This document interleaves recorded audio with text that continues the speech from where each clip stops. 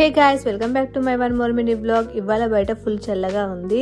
ఇలా కూల్ వెదర్లో నాకు వేడివేడిగా ఇడ్లీ తినాలనిపిస్తుంది. అంతే నేను ఫస్ట్ అయితే ఇడ్లీ పిండిని బయట నుంచి తెప్పించా. ఈ ఇడ్లీ పిండిని నేను ఇడ్లీ పాత్రలో పెట్టేశాను. ఇప్పుడు ఈ ఇడ్లీ అయ్యేలోగా మనం చట్నీ చేసుకుందాం.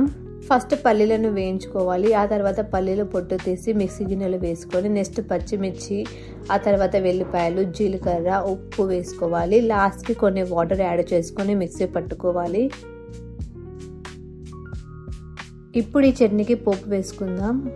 నేను ఫస్టే వెల్లిపాయలు దంచి పెట్టుకున్నాను. ఆయిల్ వేడి కాగానే ఆవాలు, జీలకర్ర, వెల్లిపాయలు వేసిన తర్వాత ఎండుమిర్చి, ఆ తర్వాత కరివేపాకు, లాస్ట్కి కొంచెం పసుపు వేసుకొని అవి కొంచెం వేగిన తర్వాత పల్లీల చట్నీ వేసుకోవాలి.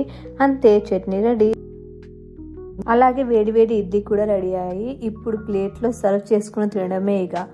అబ్బా, అలా వేడివేడి ఇడ్లీలు కూల్ వెదర్లో తింటుంటే ఉంటుంది. ఆహా, కిక్కే వేరప్ప. నా ప్రెగ్నెన్సీ జర్నీలో ఎక్కువగా నాకు క్రేవింగ్స్ అయ్యేది ఇడ్లీ తినాలని అవుతుంది. నేను బిఫోర్ ప్రెగ్నెన్సీ అసలు ఇడ్లీలు ఎక్కువగా తినేది కాదు. చట్నీలో ఎండుమిర్చి పిండి తింటే ఇంకా చట్నీ టేస్ట్ చెప్పలేము, ఇక సూపర్ ఉంటుంది.